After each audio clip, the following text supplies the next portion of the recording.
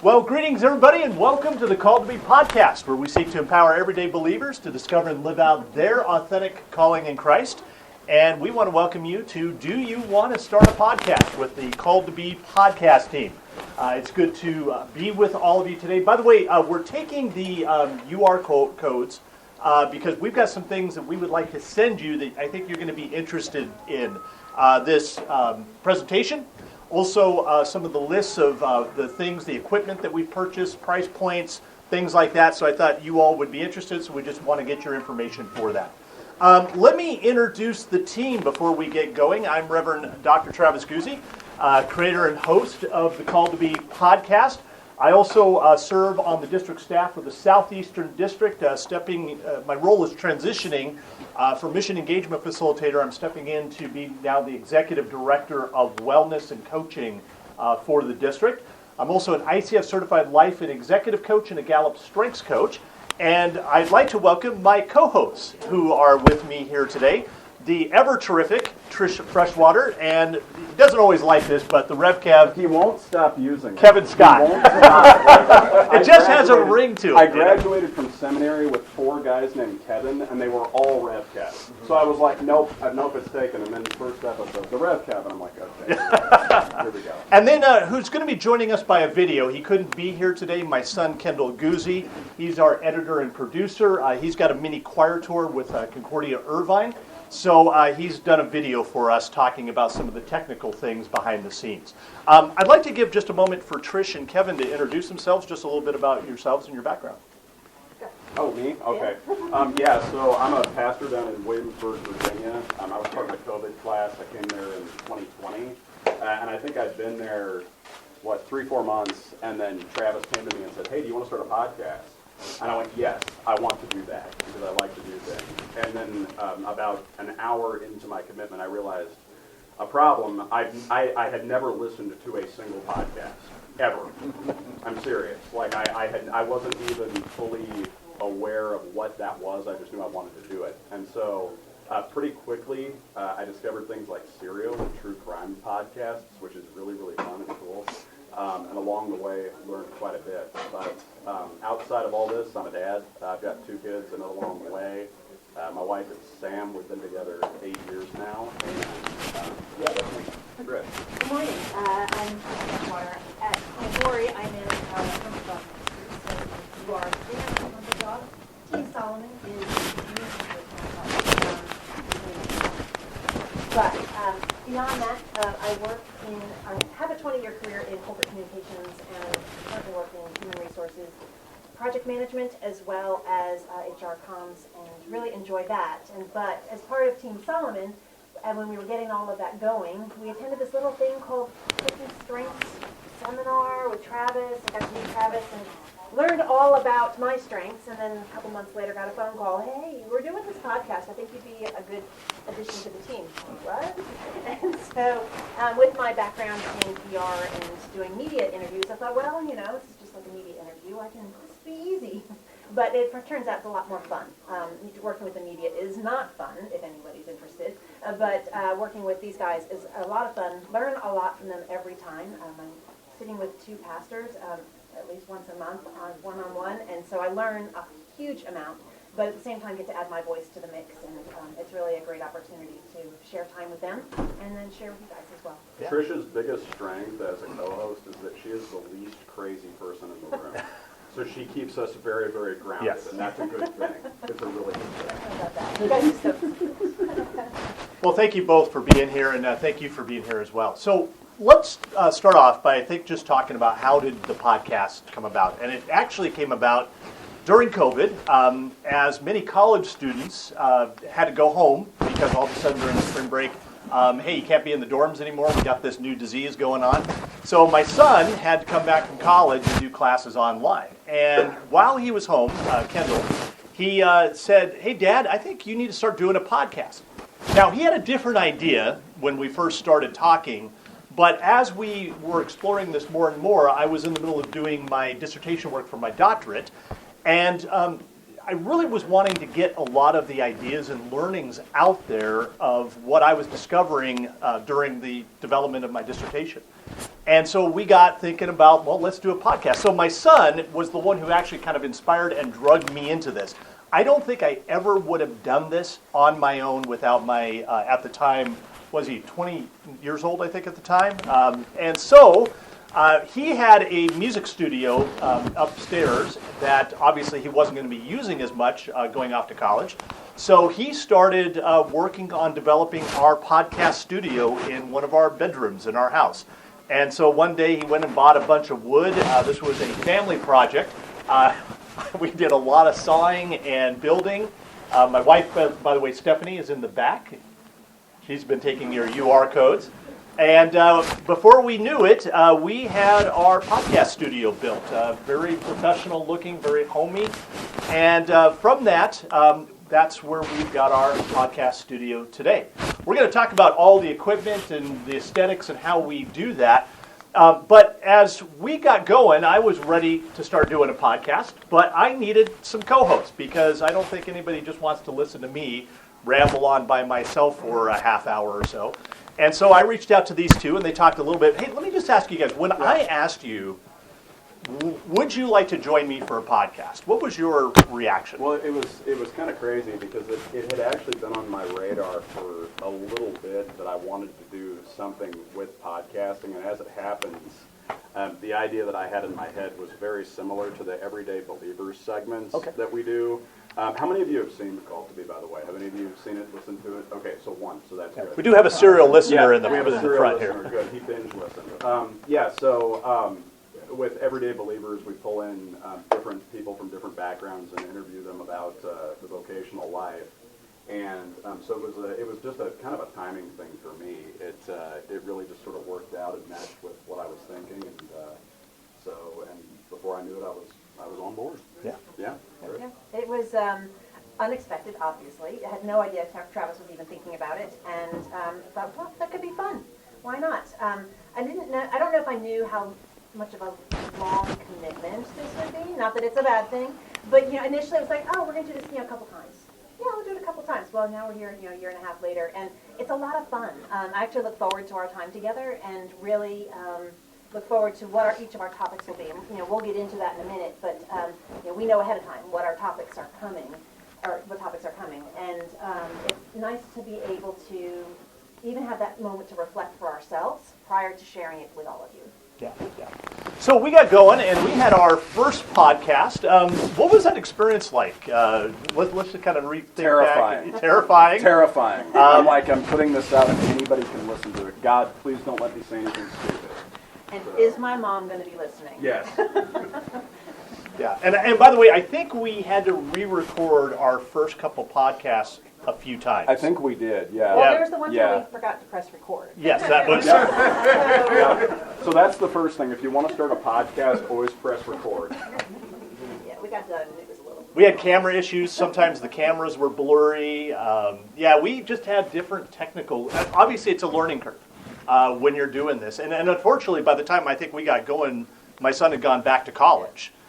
So we didn't have the tech guy who kind of dreamed this whole thing up there, running the cameras and making sure all the technical equipment. So being the host, but then taking care of all the technical things, it's a lot to kind of manage sometimes. So it took a little while before I think we got into a rhythm and remembered what buttons to push and how to actually do this thing. And double check things.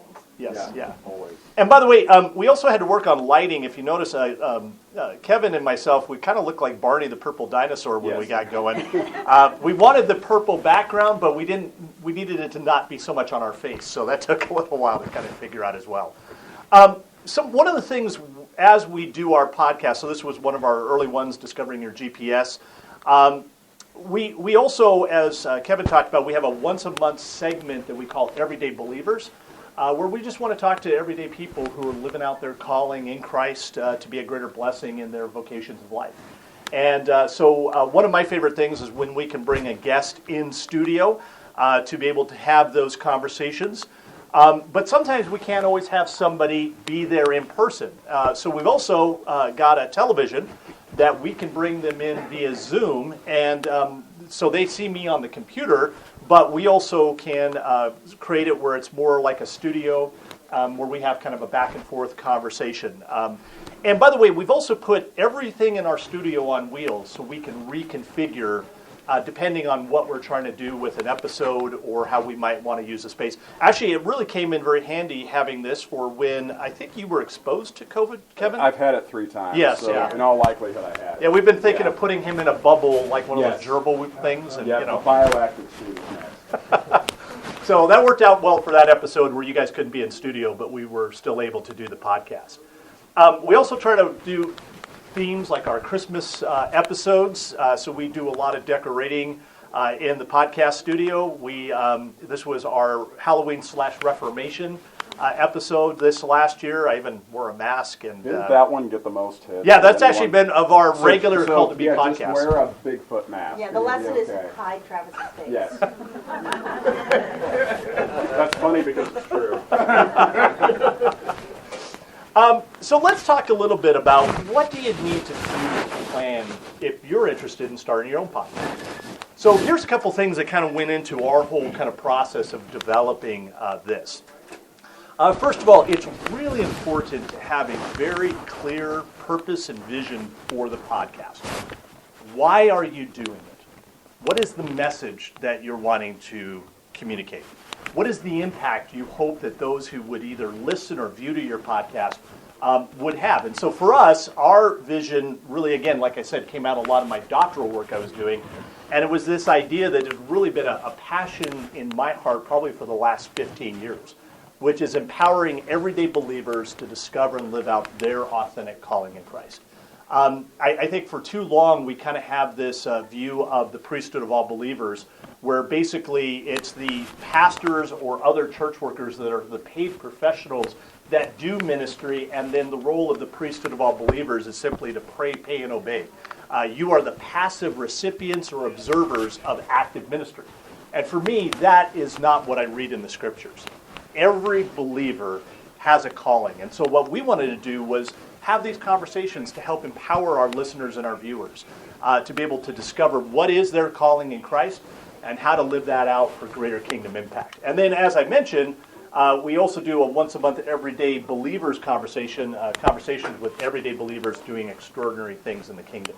But it's really just making sure you have a clear understanding of what is the podcast about and what is that message that you would like to share to bless others in the kingdom.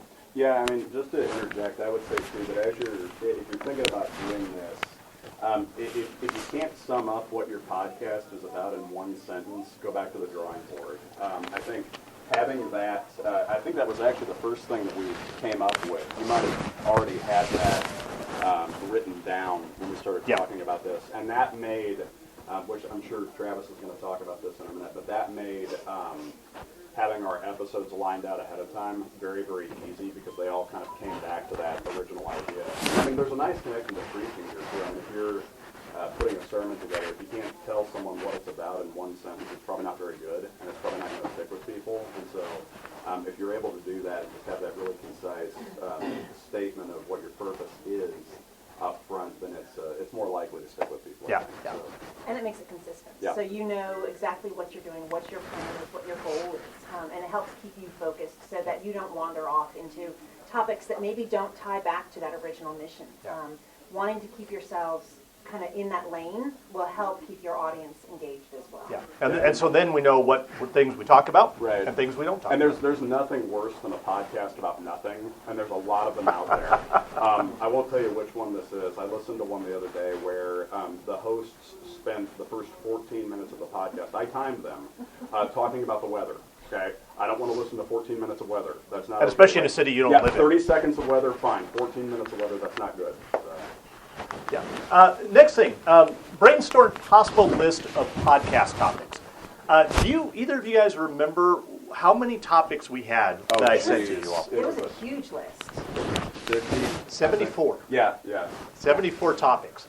So what you want to do is think of, hey, on this topic, on this purpose and focus, what could we all talk about? And brainstorm that out way ahead of time. Because again, the worst thing to do is start something and then run out of ideas of, okay, what are we going to talk about next? So it's really good to be able to do that. And what did I just... Well, and to that end, also having a plan in place helps you know what's coming next.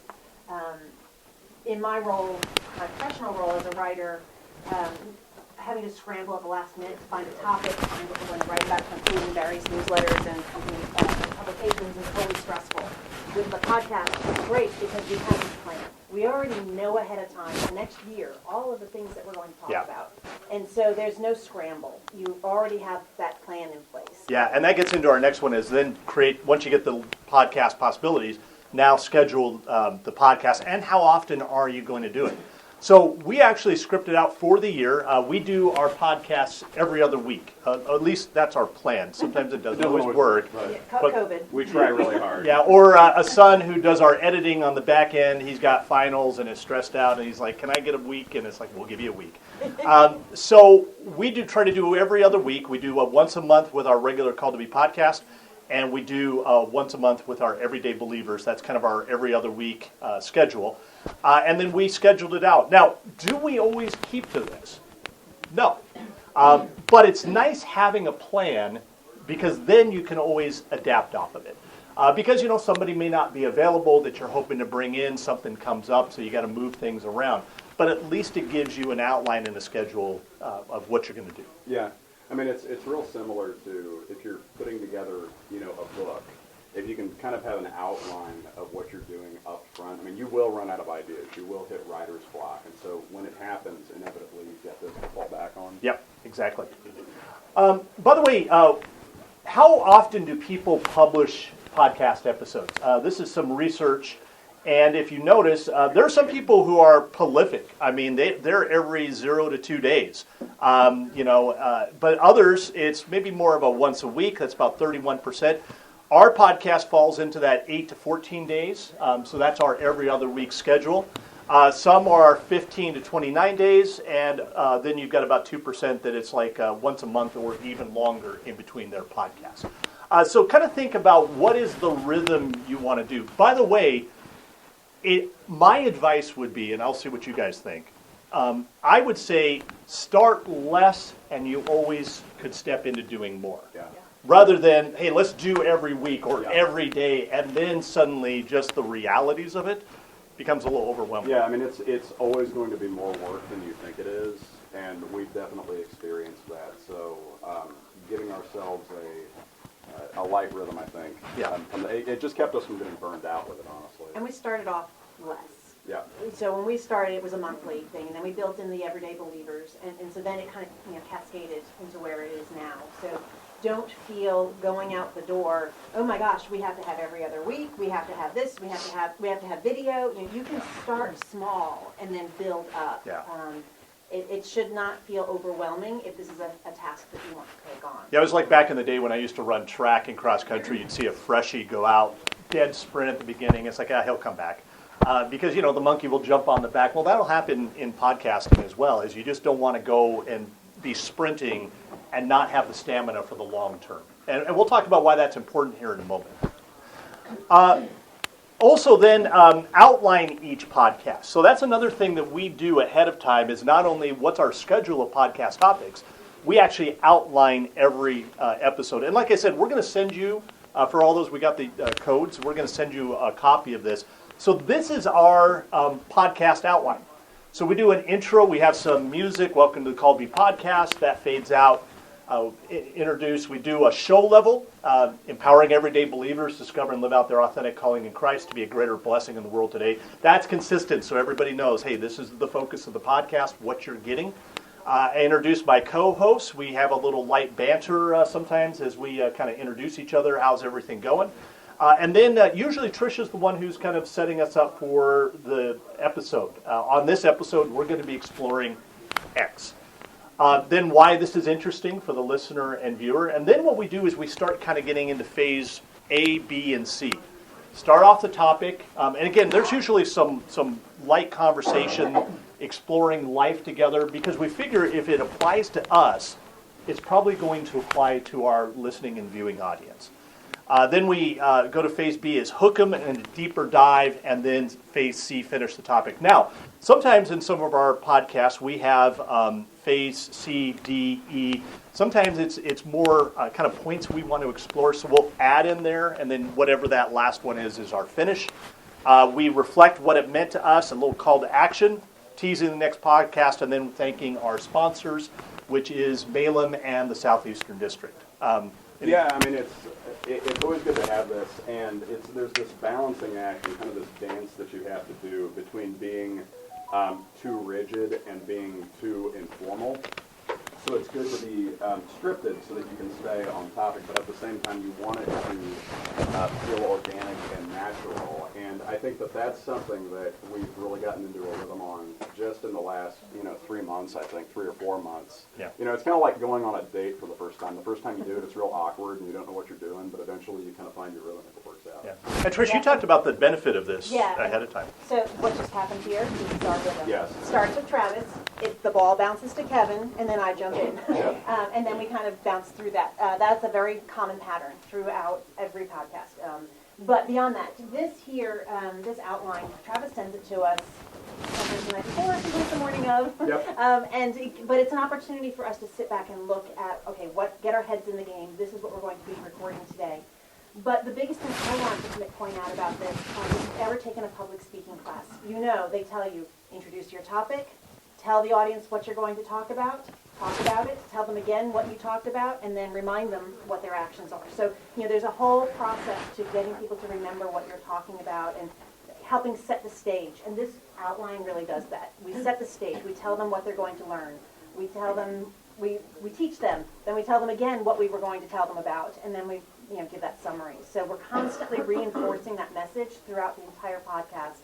It's not like we just run out the gate and say a whole bunch of things and then we're done.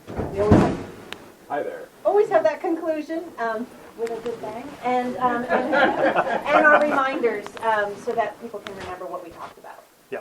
Yeah, and when we podcast too, we have that outline in front of us. I don't know can they see it from the camera angle that we shoot at? I've never actually looked. Sometimes it might be. Yeah, so it's there. It's on So the it's just table. it's there in case we veer too far off into left field. It's like, okay, where are we now? All right. And so usually, like, when I know the camera is going to be cutting to them, I'm kind of looking at where are we, and then I'm sure you guys are doing the same thing, Yep. Yeah, when Travis is talking, there we Oh, are. yeah.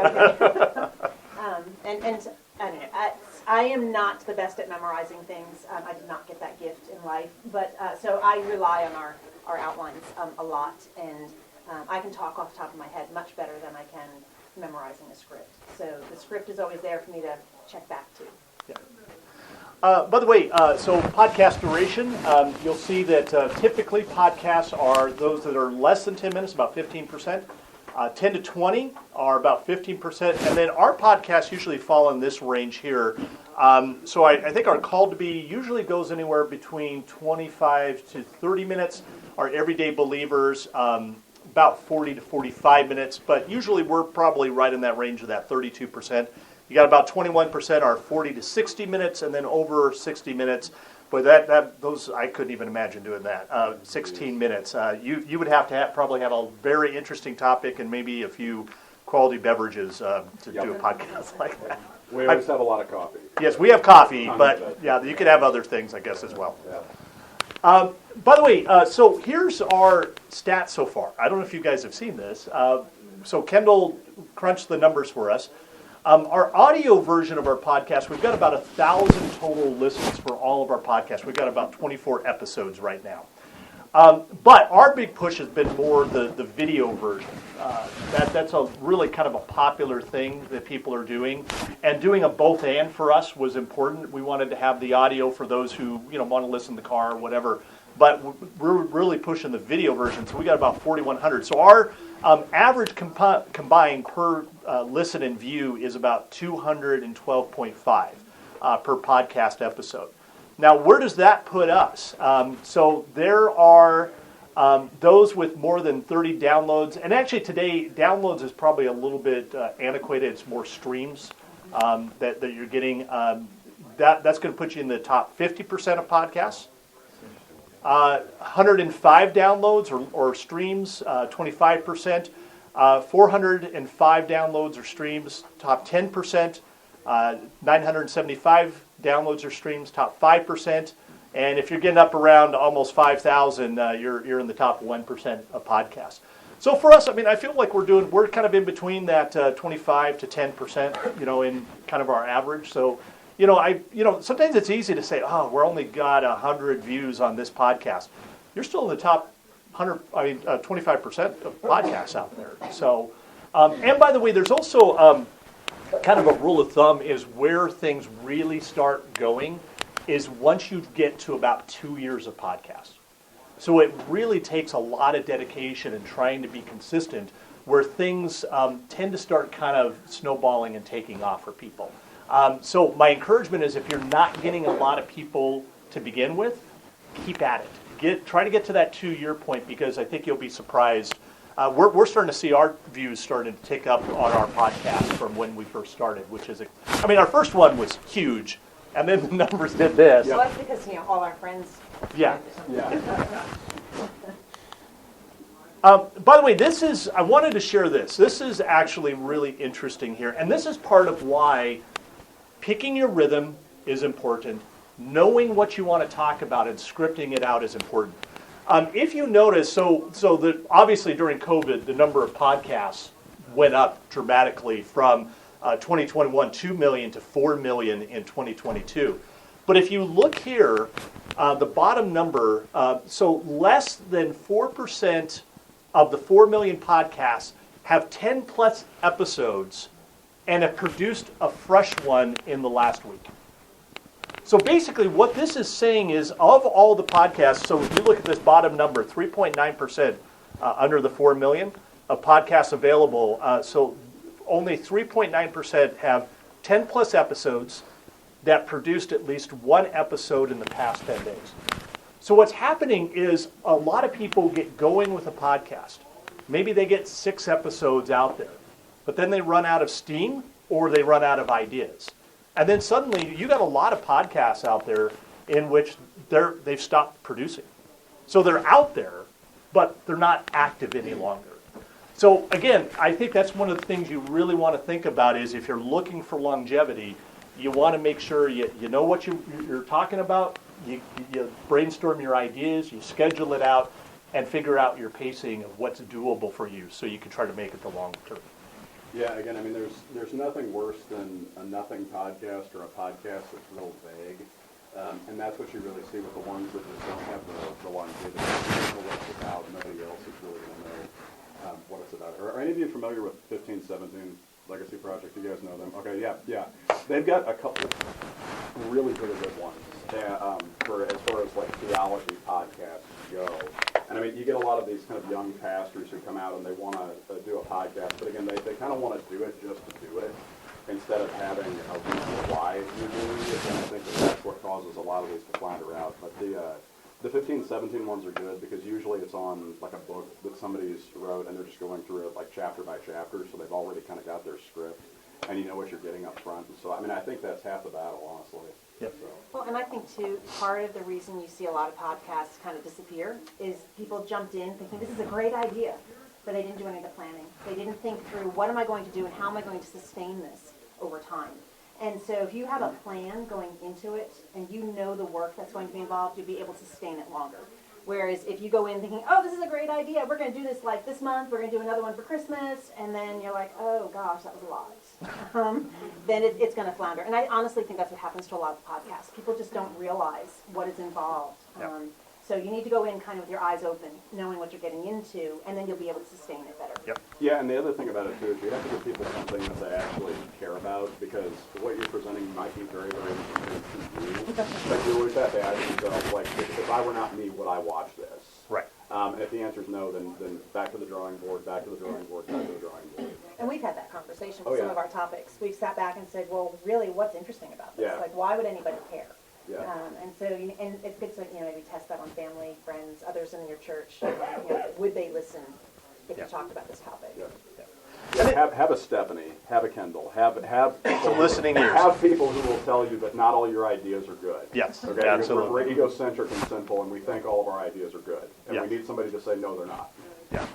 And then finally, think about your roles and developing team chemistry. So who's going to do what? So I kind of am more host slash kind of content expert. We've got our pastoral kind of individual. And also because we're focusing on everyday believers, we wanted to have somebody from the priesthood of all believers who's not a professional church worker be in that role. And then it took a little while for us to kind of get our chemistry together.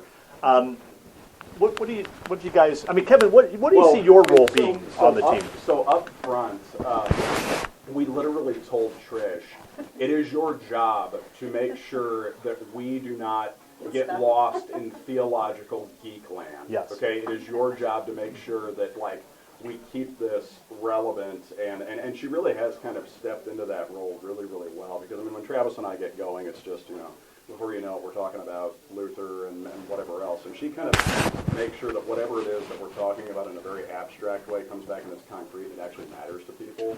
So she's really, really good about that. And I think that, I mean, I don't know what my role is. I really don't. I'm kind of your classic Gen Xer, so I'm sort of cynical and skeptical. But I think you bring a good pastoral perspective to I it. guess. Yeah. Theology. Yeah, theological. Plus a lot of funny stories about my kids doing funny things and that kind of thing. And so, plus I'm there just to, I bring Travis down a little bit. So, and then Trish brings herself down a bit. Which is good. I think a good thing to think about when you're trying to build a team is you don't necessarily have to be best friends or know each other super well before you start. Although it helps. Yeah. Yeah. And so I knew Travis from doing the Clifton Strengths. I actually invited him to help out with my company that I was working for at the time. And so I got to know him a little more professionally, but I really didn't know him as a person yet. And he called me up and I'm like, oh, hi, how you doing? So that was great. And then Kevin and I got to know each other when he came to Williamsburg just a little bit with the Comfort Dog Ministry because he was going to be in charge of our community outreach. And so it's like, hey, Kevin, I got this dog. We need to talk. So I got to know him a little bit, started following him and his wife on Facebook, but we hadn't really sat down and talked yet. And so don't be afraid of bringing together people who may not already be in sync with each other. Because once you get together and you start talking and start building out your ideas, you get to know each other and you learn each other's personalities, your quirks, the things that are important, and then you can find your way. So look more for who can bring value to the podcast, not necessarily who gets along. Because they may get along once you get introduced them and get everybody to know. I mean, we get along really well, and I am happy and fortunate that we have built that relationship. Do you ever organize a podcast around opposing views? I don't think we've done that We yet. haven't I don't yet, but think that's so. a great idea. Yeah, it is. Somebody write that down. Yeah. You write that down. He is, Yes.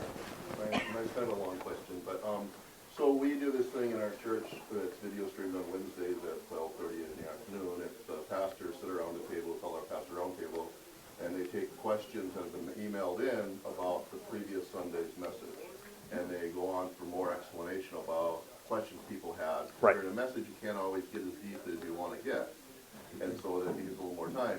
What is the definition of a podcast? Versus a live stream. That's a great question. So you can do a lot of video streaming, you can do a lot of video recording, a lot of scheduling these things to play. I mean, I would consider that could fit into the range of a podcast. Are they live streaming that live, or are they recording it ahead of time? They live stream it when they can, but we would go out early on Wednesday, so we recorded on Tuesday, so they would just simulate it live. I mean, I would put that probably in a podcast range. Yeah.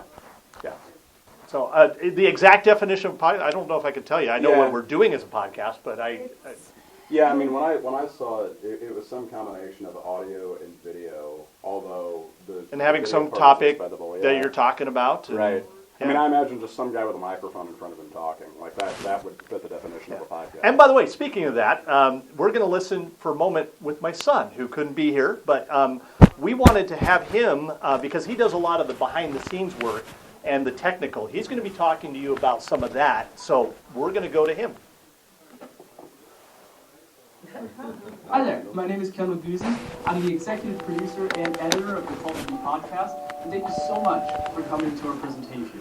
I wish I could be there with you guys, but unfortunately, I'm here at college right now, and it just was a little too much to get down to Phoenix, but I hope that you all are having a wonderful best practices, and I hope that you are learning community with each other, because I understand sometimes as a church worker, you need that. Thank you so much for making the time to be here at our presentation, and let's jump right into it.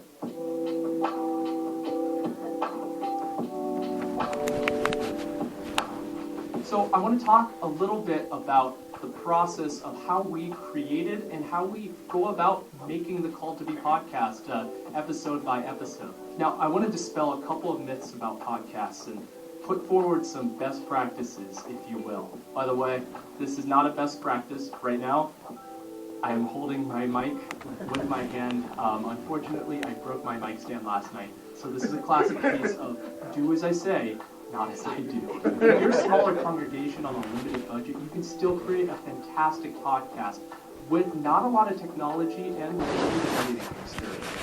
Now, the first thing we want to talk about is microphones. Now, I understand this can be uncomfortable territory for some of you in the room, but I promise you I will try to break this down as easy as possible. Even though I grew up a young person in Tennessee, technology is still hard for me to master a lot of the time, so I'm still working every single day on trying to keep up just like you. Now, to start, there's two different categories of microphones. There's condenser microphones and there's dynamic microphones. And you may be asking yourself, what's the difference? Aren't all microphones the same? But there are small and minute differences that will serve you better in different contexts depending on what you choose to use. So typically, condenser microphones are what are used in music studios to track vocals and to record different instruments. They tend to be a little bit more of a sensitive microphone, so they're usually going to serve you a little bit better if you are in a room with an acoustic team. We'll talk about this a little bit later. But for most purposes, what you're probably going to be using is what's called a dynamic microphone. Now, I'm holding one of these right now. It's called a Shure SM7B. Now, this is a little bit more on the high end of microphones, but I also have put together an entire list of 3 different budget options for your church for if you want to start a podcast. It includes all the audio equipment and optional video equipment you'd like at 3 different price points. This is just to give a little bit of a cursory overview of what could work for your specific context depending on what budget you have. So dynamic microphones are usually used for live sound or radio broadcast, which in this case is a little bit more of what you're looking for if you're looking to create a podcast in any sort of situation, whether you're recording in your church basement or you're in an acoustically treated room. A dynamic microphone is probably going to serve you just a little bit better depending on the context and might be a little bit more versatile. I included a couple of different dynamic microphone options inside my list and have a couple of condenser microphones just in case you're looking for something a little bit more different. So how do you get the audio to your computer once you have the microphone? Well, in the Call to Be studio, we use a podcast mixer. It's basically a simple box that you plug your microphones into, and then you plug into your computer. Then, after you finish recording, all you do is retrieve the SD card, plug it into your computer, and you have all your audio files right there. Now, one of the big questions I always get is, should I record a video podcast, or is it just enough to do an audio podcast? And I always answer this with a condition.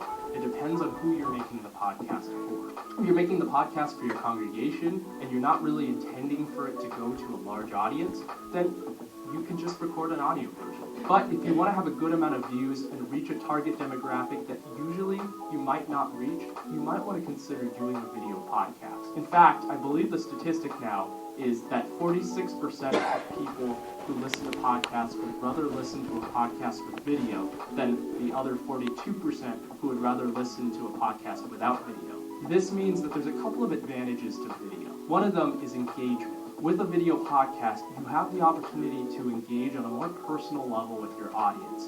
And partially, it comes from the visual of being able to see the host and to be able to interact and feel more like you're connected through the screen than just with a disembodied voice. Even if people aren't looking at the video, there tends to be a little bit more engagement and listening retention if you do have a video. And one of the biggest advantages of having a video podcast is you get to use different platforms that aren't solely audio-based, like YouTube or TikTok. And we'll talk a little bit about what that means to distribute to different platforms a little later in the presentation. It's going to be especially important for you to distribute to YouTube if you want to have a wide viewing audience, because right now, about 33% of people listen to their podcast on YouTube. So now let's talk a little bit about video podcasting.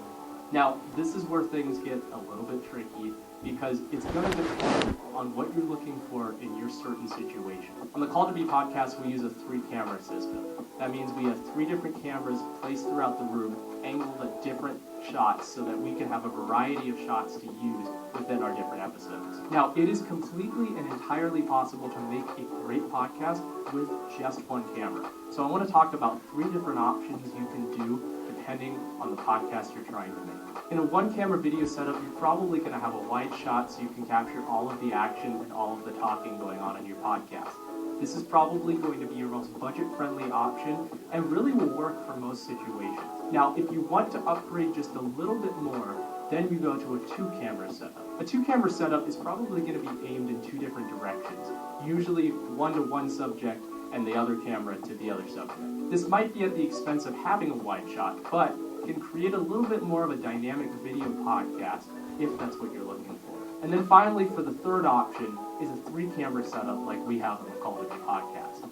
This involves 3 different cameras, and we capture about 3 different angles. We have 3 hosts on our podcast, so what we do is we capture a wide shot, a shot of one of our hosts, and then a shot of the 2 hosts on the other side of the table. That's just kind of what works for us, but also on special episodes, we can use those 3 cameras in different positioning to get different videos of our one host. So on our Everyday Believers segments, maybe we might have a wide shot, a shot of the host, and then an alternate shot of that same host, depending on what we're looking for that specific context. Now, all this talk about filming kind of leads to the next question of, how do you make a set for a podcast? Now, keep in mind, this is a longer conversation, and I only have a certain amount of time to talk about this. But there's kind of a couple of principles of set design that I want to get out of the way. Now, one of these is a more practical audio situation, and that's to find an acoustically dead room. Now, what does that mean? It means that if you were to clap in this room, that you might not hear any reverberance, or just a little bit. This is usually found in rooms with a lot of carpet, or with rugs that you put down, but you kind of want to avoid hard surfaces like tile or hardwood. And if you do have that, what you can do is you can place down rugs to help deaden that sound. That's what we have in the Call to Be podcast studio. We also have a variety of acoustic paneling and bass traps in the corners to capture and diffuse the sound so that it's not bouncing around everywhere. What you're trying to get rid of with this is reverberance and echo, basically the sound bouncing around the room. So if you have a bunch of things like carpet, rugs, or even blankets on the walls, what it can do is it can stop the sound by deadening it. And this is a good way to turn what could be an unideal space for creating a podcast into an ideal space, especially if you don't have that many options. The second thing is you want to find a neutral backdrop. Now, I don't really have a great example of this right now, and I'm not really setting a great example because I have a lot of stuff in the background, and unfortunately I only have so many places to film on my campus. But for the Call to Be podcast, we wanted to make sure that we had not only a neutral backdrop, but an interesting one. We didn't want it to be too boring. So what we ended up doing, well, actually what I ended up doing, was building an entire wood panel wall of shiplap, if you will. And I spent about 3 days putting it together. But it creates something that is basically a neutral backdrop, but with a little bit of interest. What you're trying to do with a neutral background is eliminate unnecessary distractions from your host, but also it's going to solve some issues when you're trying to light the set later on. So let's talk about lighting, and that's the fun part. You can get as creative as you want with lighting. At the Call to Be podcast, we have kind of a 2-tier light system. We have lights that are on our subjects to make sure that they are well lit and they're not getting affected by any of the other lights in the room. And then we have lights that are shining on our backdrop to give it a specific color. This usually is pink and purple for the Call to Be podcast, but can be switched up for any other shows that we want to do. It allows the set to be transformed and look completely different without really changing anything. And then you can get creative with the little details. You want to add little lights that are going to add a little bit more interest to your shot. Like this lamp behind me, for example. I have the blue but what the lamp is doing is creating a little bit more warm light so that it creates more dynamic interest, because blue and orange from the lamp are two complementary colors in the color wheel. So we get this effect by having the cool purple and pink lights in Call the Bee Podcast Studio, but we also have hanging Edison light bulbs that add a little bit more interest to the shot by creating some dynamic contrast. And then you can get creative with all the other things on your set, whether that's your desk or lack thereof. I've seen podcasts that have just been recorded on a couch, or plants, or shelves stocked with little Easter eggs for your viewers to find. There's a ton of different ways to make dynamic and engaging sets for your podcast that's super easy and cost-friendly. Now, you've recorded your podcast, now what? Well, it's time for editing. Now, this is probably going to be the hardest part to talk about, so instead, I'm going to show you. So this is my audio editing software. This is Logic Pro X, but there's a variety of different audio editing software you can use, all the way from Pro Tools to Ableton to if you wanted to. But I'm just going to show this just for ease of explanation, and also just I like to use Logic every so often, just because it's a little easier sometimes for quick fixes. So as you can see up here, we have our 3 different tracks for our hosts isolated. When you record on the podcast recorder, what happens is you get, when you plug the SD card into your computer, you get 3 different audio files that will pop out, and it will correspond to your different mics. And I guess in our case we have 3, but for you it might be a little bit different. But each of those audio files corresponds to one of our microphones that are recording one of our different hosts. So I don't do a ton to the audio in here, just a couple of different things. I add a couple of different effects, as you can see over here, or as we call them, plugins. Really, they're just minor tweaks to make the audio just sound a little bit more professional and a little bit more cohesive together. Especially, okay, gotta take care of that. But just to make sure that everything sounds good. So I'm gonna open up. This is called an equalizer. Now I know that this may look a little complicated, and some of your guys' eyes may be glazing over already. But I promise you, this isn't super hard. As you can see, I'm highlighting all the different frequencies right now in our audio track.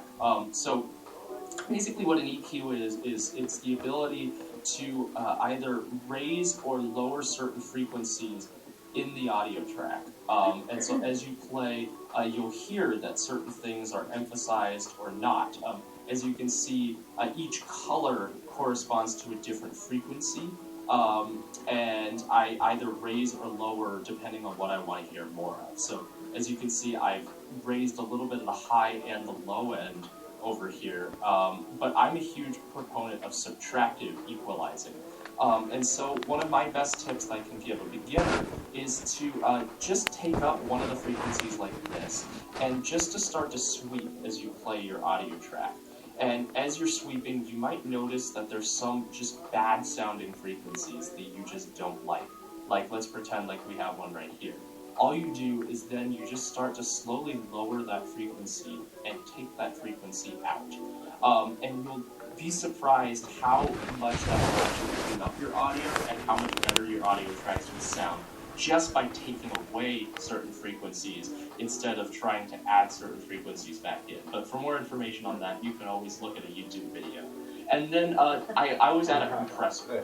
And this isn't quite a compressor. This is actually a plugin from one of my favorite music producers, Greg Wells. It's an overall vocal plugin, and it's great because there's also music presets on here. But as you can see, I just used the preset 7, the podcast preset, and I just adjust it to the desired level.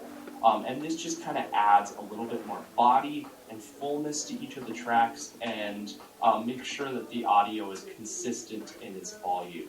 I don't really do a ton more in here. I don't trim the audio, I don't cut it. I do that in my video editing software, just because I want to make sure that the video lines up with the audio. So I'm going to meet you over at my video editing software so that we can continue this. I'm going to export this to my desktop, and then I'll meet you guys over there. Alright, so I'm in my video editing software right now. This is Adobe Premiere Pro. Again, you can use all different video editing softwares, all the way from this to iMovie, to Camtasia, but this is my favorite option. I think this is one of the best options on the market, and honestly has some of the tools that help me the most with podcast editing. And I'm going to show you just a couple of those right now. And it's okay if you don't retain a ton of this. This is just kind of to give you a little bit of insight into what the process looks like to record and edit a podcast. So I'm going to turn my volume down there. What I have right here is I have my project, and I have all three of my video files in here. I'm not going to edit any of the color or any of that right now because we don't need to.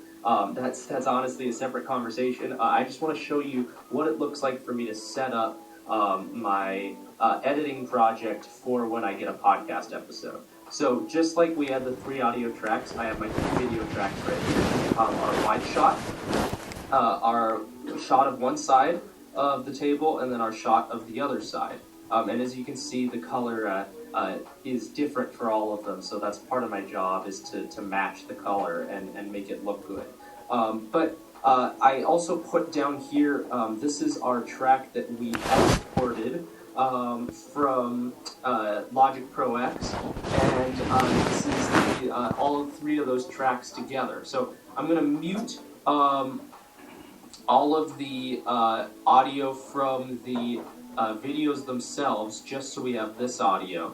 And then what I'm going to do is there's a really cool feature in Premiere called Synchronize. And what that does is basically, if I select everything right now, all of these videos and this audio track down here, it can sync the video to whatever this audio is. So it's really helpful for if you like accidentally started your cameras first and you started your audio second, you can get everything to work together. So we're going to go to Synchronize, and then make sure that it's lining up with one of your audio track channels, and just push OK, and then it's going to process that audio for a second, and then now, voila, all your videos are synced up with this track. So I'm going to drag all of these to the start of this audio track, move this to the start, and then now everything is lined up. So the only thing for me to do is now cut the entire podcast together video-wise. Now, how do you do that? Well, that's a great question. So what I do is, again, a really simple process. Instead of going through, I could take this razor tool, and as I'm playing the video, stop and decide I want to make a cut, and then maybe I want to make a cut here, but it's not super precise, and I come from a live streaming background, so I like to use like a video switcher. So in order to emulate that, what you can do is you can take all 3 of these clips once you're done editing them, and you nest them. And what that does is it makes it into one sequence that you can still open up. All 3 clips are still there in the nest, but it's kind of contained in one package. And what you do is then you enable what is called multi-camera. And once you do that, if you open multi-camera view, you can see all 3 of your video clips are now here. And as I play the video, I can use my number pad 1, 2, and 3 for the 3 different videos, and I can switch between the different videos here. And then once I pause the video, all of my cuts that I made while switching are recorded right there. So it will switch between whatever I pressed. So that's just a little insight into how I set up the video software for editing. Again, this is just a cursory overview. There is so much more that goes into this stuff.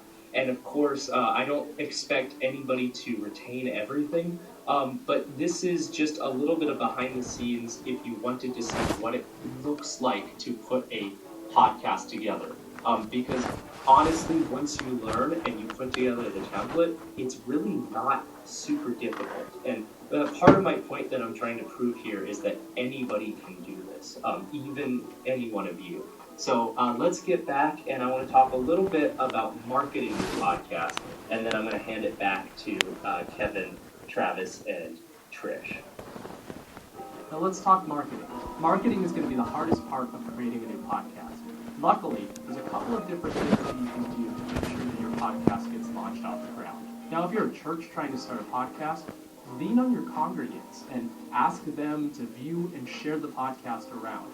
Using friends and family in close circles is one of the best ways to start getting a buzz around a new podcast. But then, how do you navigate the big world of social media? First, you want to distribute to all the different platforms you can. So that means uploading to YouTube and creating a YouTube account that you frequently update with podcast episodes. And that means distributing to all the different podcast platforms. How do you do this? Well, for the Call to Be podcast, we use a platform called Anchor. Now, Anchor is a really cool platform because all you have to do is create an account and then upload your podcast, and they will do all the work for getting you on Spotify, Apple Podcasts, and all the different podcast platforms people listen to. It's going to take a little bit for your first podcast to get approved and published, but then once that's done, you can upload and almost instantaneously get your podcast on all of these different platforms. It's been such a lifesaver for me, especially because all I have to do is press a couple of buttons and then our podcast is everywhere.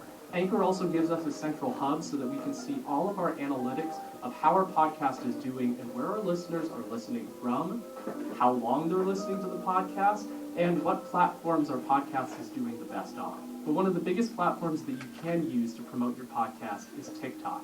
Now, I know that can be a little bit scary, especially for people who don't understand quite how TikTok works. TikTok works on an algorithm. That means that when you upload a video to TikTok, TikTok will show that video to all the people that TikTok thinks would like the content that you are creating. So how can you use this to your advantage? Well, we've just started experimenting at the Call to Be podcast with short-form video content. That means taking short clips from our longer episodes and editing them down and posting them to platforms like TikTok so that we can start to gain more viewers who may not usually be up for listening to an entire episode. This not only gives you more exposure, but allows you to reach a whole new subset of listeners just by doing this one thing. I know it's a little extra work and it takes a little extra effort, but I promise you it starts to pay off. Even with just a couple of TikToks, we've even seen our viewership go up after posting the TikToks because we've been reaching a whole new audience with our short-form content. So I know that this is a lot of information to take in, and unfortunately I didn't have a lot of time to give you this information. But I know some of you guys are going to have some more questions after this, and I know I didn't have quite enough time to talk about everything that goes into creating a podcast, but unfortunately I have to kind of speed through this and crash the constraints we have. But if you have any more questions, I'm sure our lovely hosts will be able to answer them, or if they can't, what they'll do is they can take your questions and they can send them to me, and I'll try to get an answer and they can get back to you with them. And again, I'm so sorry I can't be there, but I hope you all have a wonderful best practices, and thank you so much for taking some time to listen to us today, and to my fellow hosts, back to you.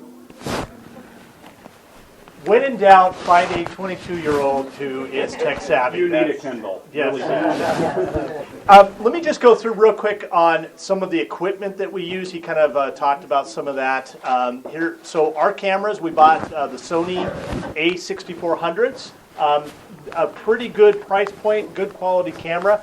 The only thing I will say is once you start getting to 45 minutes, our cameras are overheating and they'll shut off during our episodes, which causes a lot of angst. Don't ask us how we found that out. So we've been realizing we need to keep it on the shorter end. So this is what it looks like, and it has a nice pop-up screen where you can see. We also bought a Shogun Inferno as a monitor to set up the shots, just because sometimes through that little camera it's a little hard. But you also can do video editing right off of this as well, and can send it out for streaming. So nice little device. This is our light system, GVM, really fantastic. So we've got 3 of these that are hanging above our wall, shining down where we can create the different color effects. And then we've got 2, one for Kevin and Trish, and one shining on me to give light for our podcast. We've got these podcast booms, which are really, really nice. And then these are the mics we got, the Rode pod mics. Pretty good price point, good quality. And by the way, we'll send you, if you're interested, all the prices on all of these as well.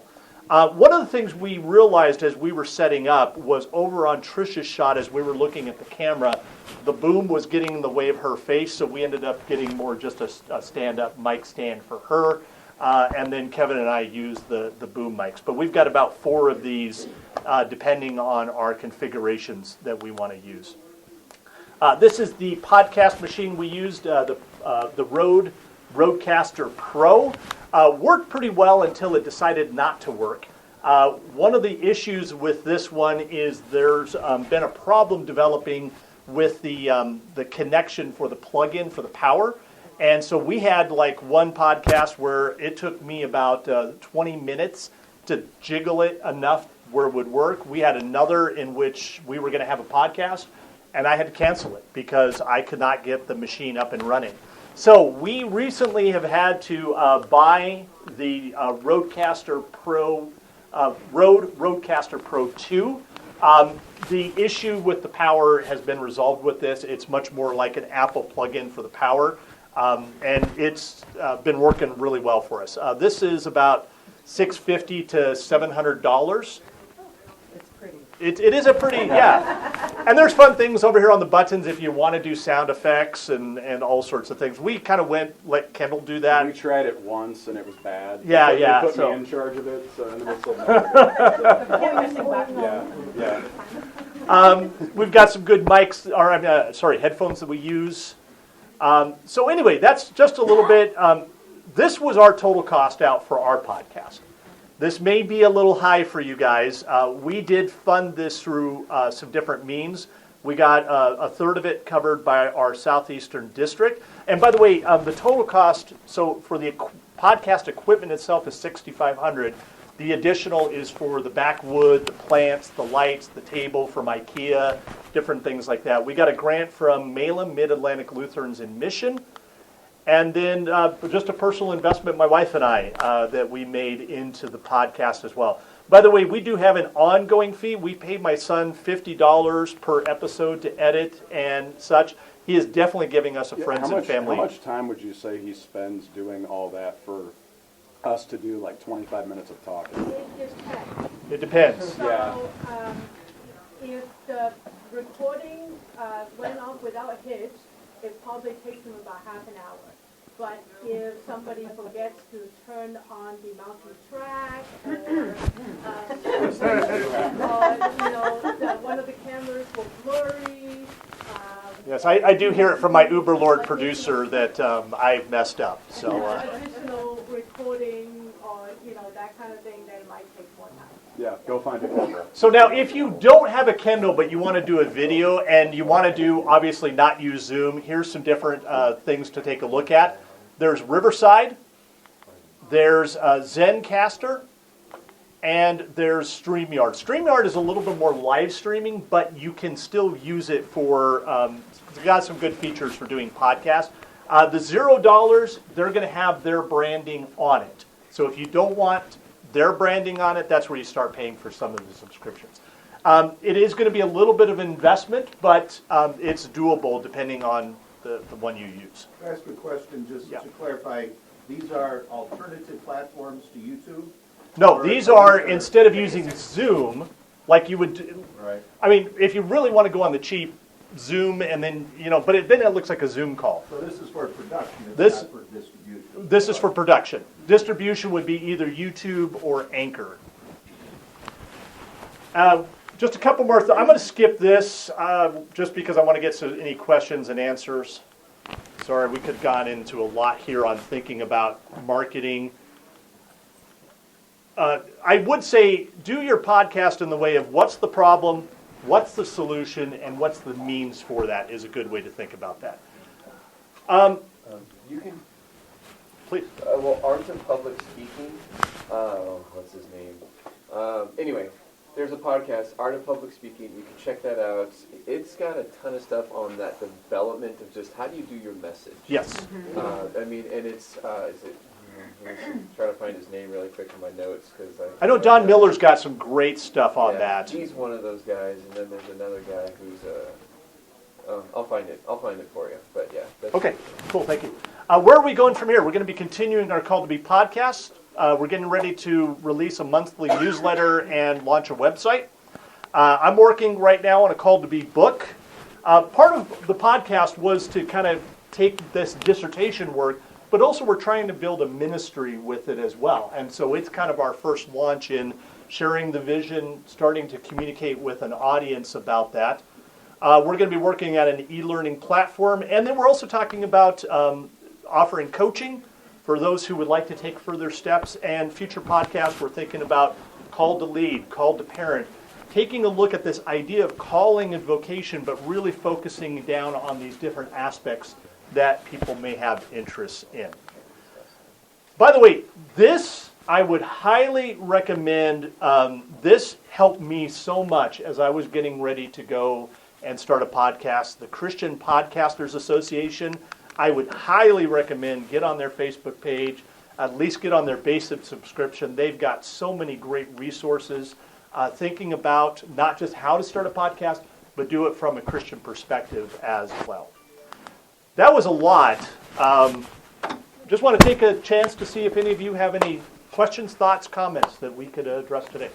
Who actually owns what you're doing here? I understand intellectual property, and that's something I'm sure you're on top of. But when you talk about the productions and responsibility and liability and all that, is that a function of the district, the way it's organized? No, or do you have an entity that's created? That's a good question. It's more me and my family, but we're using my ministry. It's kind of a both and right now. Yeah. I ask it for a variety of questions, for reasons that I won't get into, but it's always a question about whose responsibility is it, who's accountable for it. There are all kinds of reasons. I would say that's all me. Yeah. That's good. Just a practical question, then I'll shut up. Do you integrate a lot of graphics or other visuals into your video production besides your talent? And if so, I mean, that's another part of the production. You have slides and we do with the TV. We're able to put up slides. Now you also have to be thinking of your audio listeners to be able to describe what's happening. That's going to be my follow-up, because if you're doing it with the idea of using the audio version, you produce for audio, you produce for video, and you have to watch. Yeah, you just have to be mindful that if you're showing a visual, you have to describe that to your audience that's listening. Typically have some visuals you put in, or is it mostly your two faces? It's mostly the three of us, and then that straight shot that will show some graphics there. We usually don't go to just that. Now, every once in a while, we did have one episode where my son put a little Martin Luther over my mouth and a little bleep something because we wanted to keep something a little more confidential. So from an editing standpoint, every once in a while, he might throw in a fun something, but that's usually a Kendall decision. Yeah. I remember the name. Ken Davis. Score training with 2 R's. You can pay a lot for it. You can find it free on his podcast, a lot of his stuff. Ken Davis. Pastors will preach a lot better if you listen to the training, right? You know, and the same with the public speaking podcast. Yeah, great, thank you. Yes. How do you do interactions with the people that are listening? And how does that kind of look for you guys?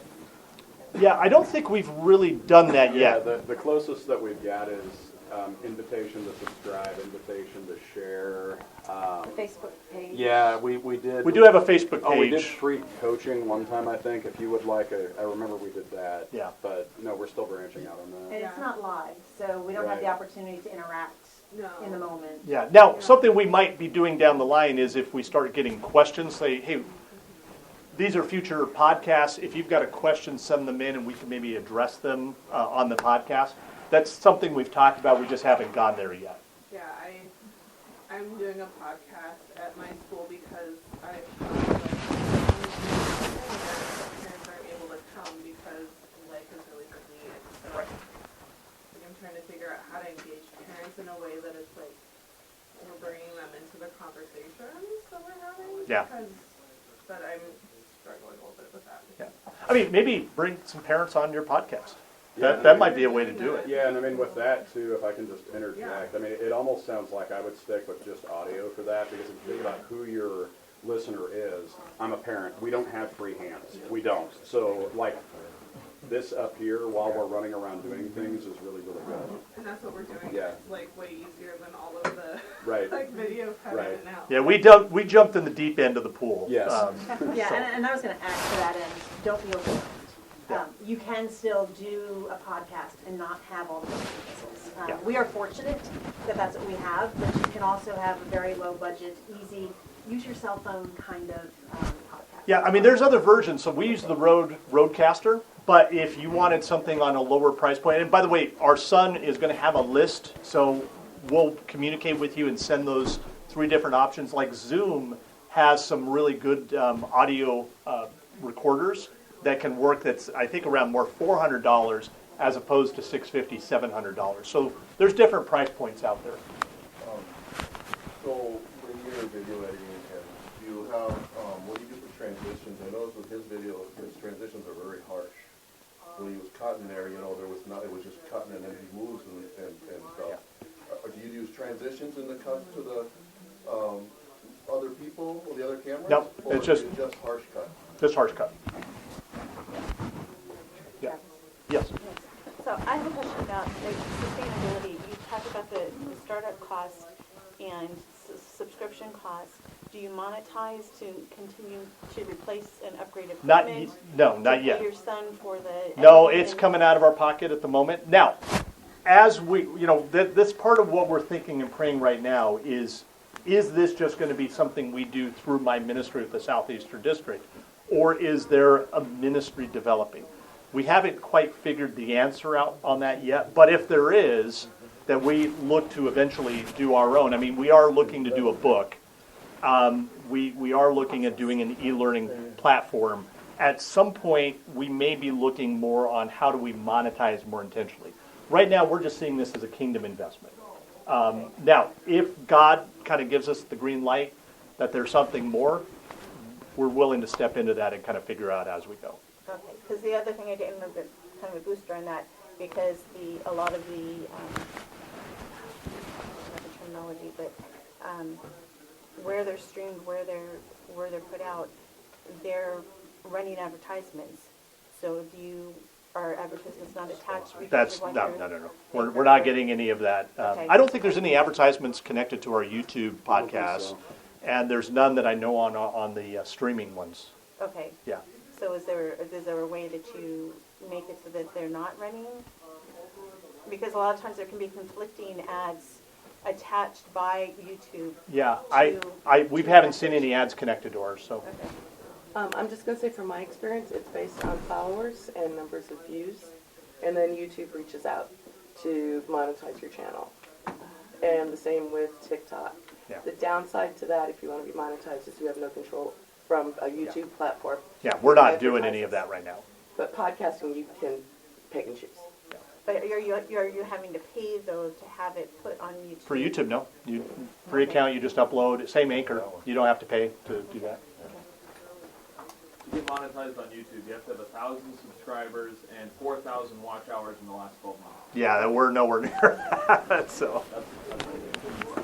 So, I know when you're creating something, it takes time to build it up, and I know from my experience of other people that started podcasts or just my own creating things, it's a bit hard when you're getting things up and going and you're not getting the followers or the viewership, and it kind of feels like you're speaking to the void. And I know you mentioned it takes about 2 years for you guys to get it up and running. How do you stay motivated through that? Like, what's the thing that keeps you? Lots of coffee. For me, I think it's just one, reminding myself why am I doing it, and that's coming to having that clear vision and purpose of what is the podcast about. And it's not about, hey, look at Travis Guse or Kevin and Trish. It's about, listen, there are everyday believers who are feeling like God has called them to something more than what they're living, experiencing today. And if we can help even one person who listens and is blessed by that, that's motivation for us. And so that's kind of just keep coming back to that and remembering that. And just remember, be in for the long haul, because it takes a while for it to get going.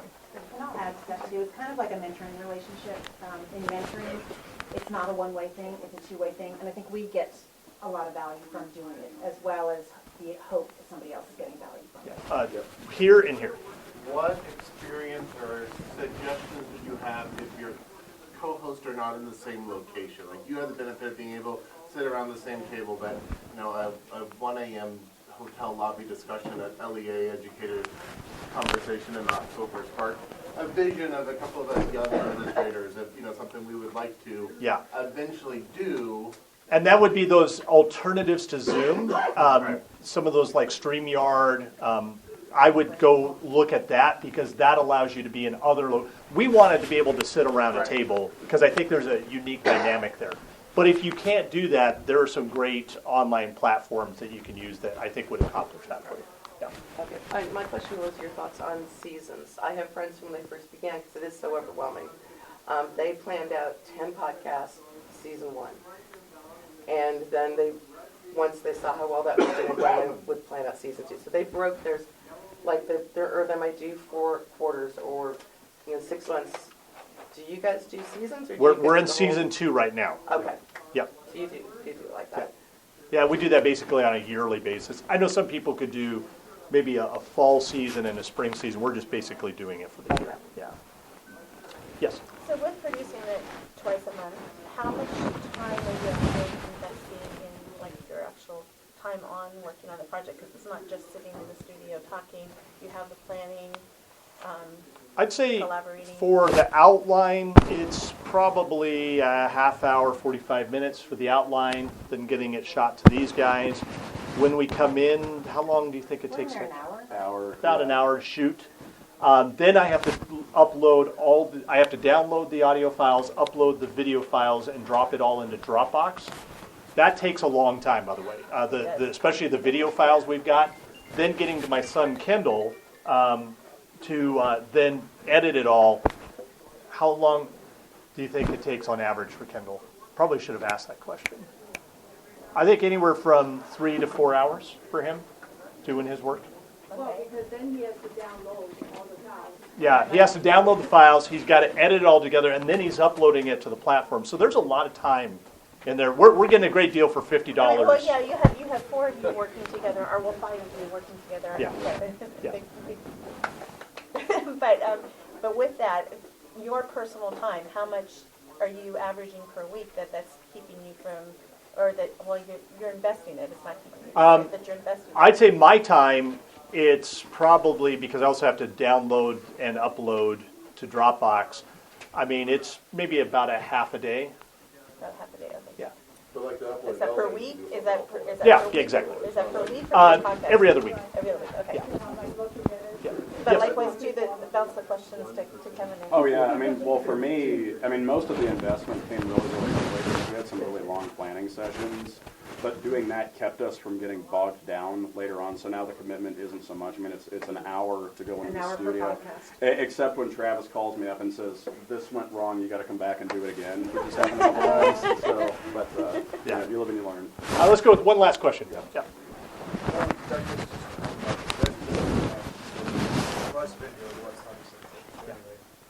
But in terms of using the TikTok platform, I have to imagine the answer is yes, but are you guys also using those for Facebook stories and reels and getting that into those platforms? No, the two. Editing or not? Well, whatever we load up on, the few we've done on TikTok. By the way, we've had one that had 1,000 views. We had one that had 750 views.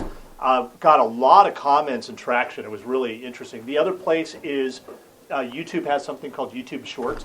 Basically, whatever we're uploading on TikTok is going on YouTube Shorts, and we've gotten a lot of traction there as well. Again, we've just recently dipped our toe into that pool, but I think it's something that we had one, Kevin, where you talked about this idea of soulmates, and I said that got a lot of soulmates, and it blew up. Yeah, it got a lot of traction and some comments, and good ones, by the way. Yeah, so we're thinking that if you've got your long form podcast, be able to take sections, and that's where the dynamic of 3 of us rather than just one person, it creates some fun dialogue. I mean, Kevin's kind of brings some comedy relief to what we do. I try. Yeah, and it I think makes for interesting engagement. TikTok and YouTube Shorts, you got to do vertical video instead of horizontal. Yeah, he just takes our video and. Sometimes when you're setting up your shots, you Yep. want to consider that if you're going to do that, you have Yep. to cut it down. Yep. Hey, we want to thank you all for coming. I hope if you want to contact us, you can email our calldtobepodcast@gmail.com. You can reach out to me through my district email. And if you're interested in somebody who might do some producing, audio, video, or both and, my son is looking for some work. So he is available to answer questions, or if you're looking maybe for some help on your own podcast. We will try to get this sent out to you all. And we just want to wish you God's blessings, and thanks for being here. Subscribe.